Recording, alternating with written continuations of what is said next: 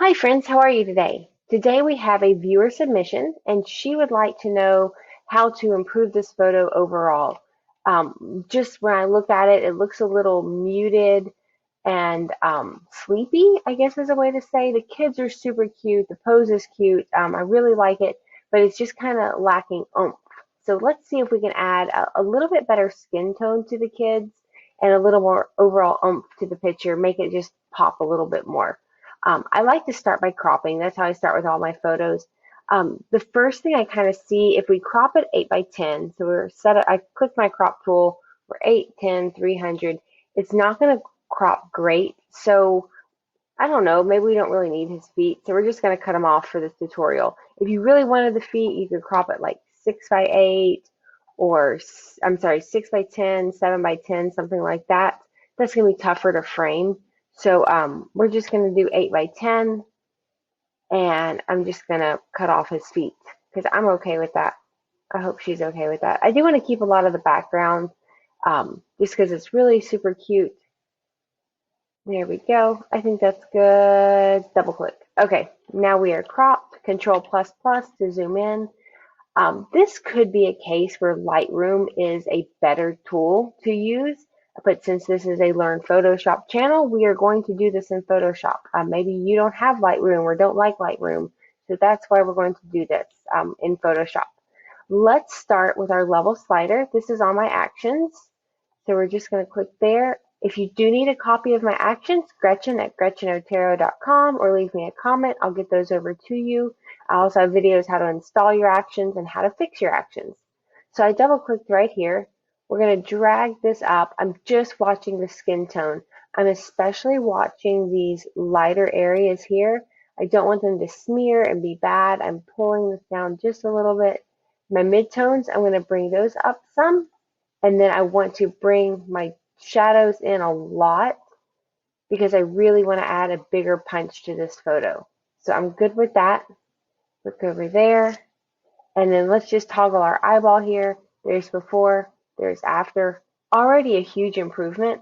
I'm going to grab my 50% brush, click here on, it looks like a white square. Using my bracket key next to the P, make it smaller. Oops, that is too much. Control Z. I'm going to reduce my opacity to 19%. Try it again. There we go. I just want to brush back in this bright spot there. There we go.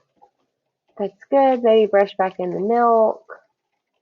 And then I made my brush bigger. I'm just going to kind of hit the whole background. Right there again. Perfect. Okay. So F8 to flatten. You can also flatten here in the actions by clicking, or you can go to Layer, Flatten Image. I just hit F8 and we're good. The next thing I want to do is we're going to go down here to the vibrance. I selected this little half moon, vibrance, and we're just going to, looking at the skin tone, just increase. I find it so interesting that he has such red undertones and she has such yellow undertones in her skin.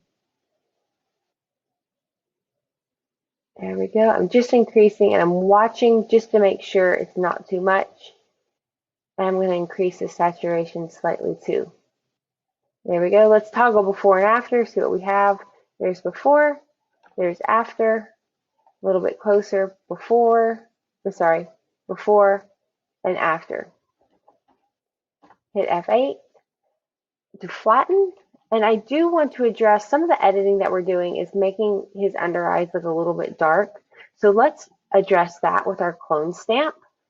Keyboard shortcut S, or you can click over here. And we're going to select our lighten mode, and 19% is fine. I'm going to zoom in on his face, Alt, click on a spot that we want to select our cloning from. So Alt click, and just brush. That was 2 clicks under his eyes. Alt click to select our space.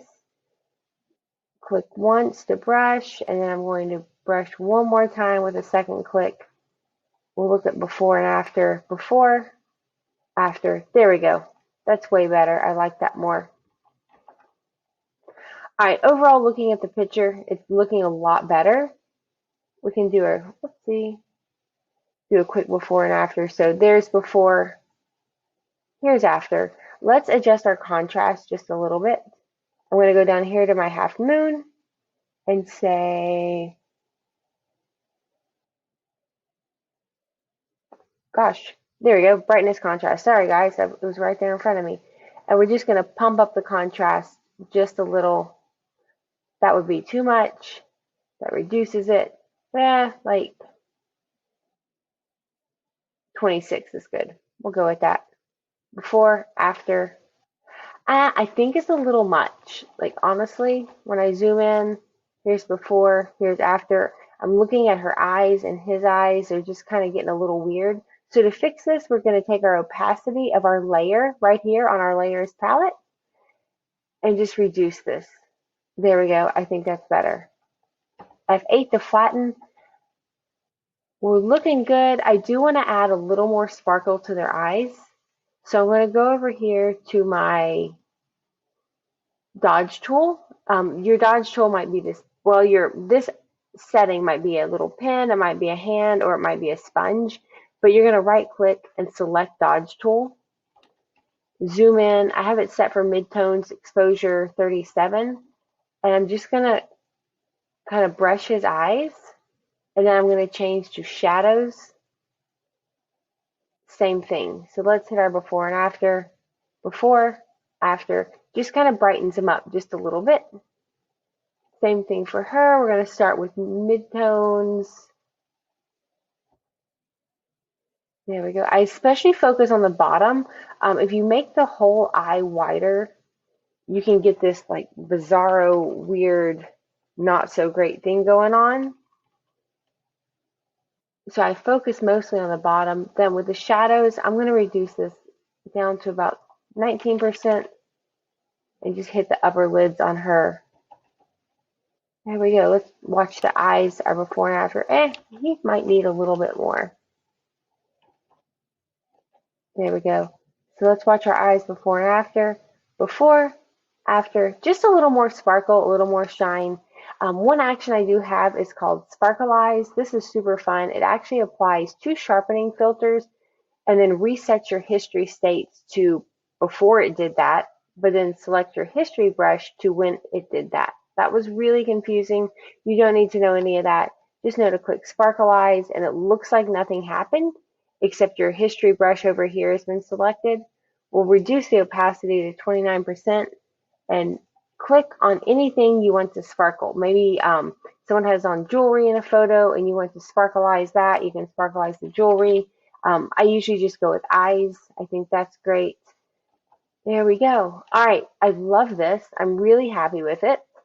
So now I just want to add, I just want to hit the saturation slider real quick and just see, yeah, just pump it up just a little bit more. There's before, there's after. I don't think it's too much. I do want to take the 100% brush. I'm just going to hit ears. There we go. Perfect. F8 to flatten. Now I'm just going to click black vignette. I use the vignette to draw the viewer's eye to the center of the photo that we really want to look at. So that was one single click. Click, click, click. I'm just kind of like erasing it in. I'm going to go down here, select my 50% brush. Right there on the kids. 30%. That was a click, click, click, click. That was 4 different clicks. Maybe 17 down at the bottom. And then 100% right there on their faces and milk. I feel like this is a little light, so I'm actually going to use my little toggle here to switch to white and change my opacity to about 18%. And the white will actually put the black back in, make it just a little bit darker. This to me is a little dark, so I'm going to grab my 30% and just brush. This is a lot of personal preference here. So you can kind of play around with that. So here's our before where everything's just bright and our after where we've kind of zoomed it down for the viewer's eye. So that is what I would do to improve this. Let's check out, let's see if we can just, there we go. There's our before and here's our after. Guys, I love that. So if you have any questions, let me know. Feel free to leave a comment for me. Don't forget to like, subscribe, share with your friends. I would love to have some more viewers just like you because you guys are awesome. And if you need a copy of my actions or my tool presets, Gretchen at GretchenOtero.com will get you those. Thanks so much for watching, guys. Bye-bye.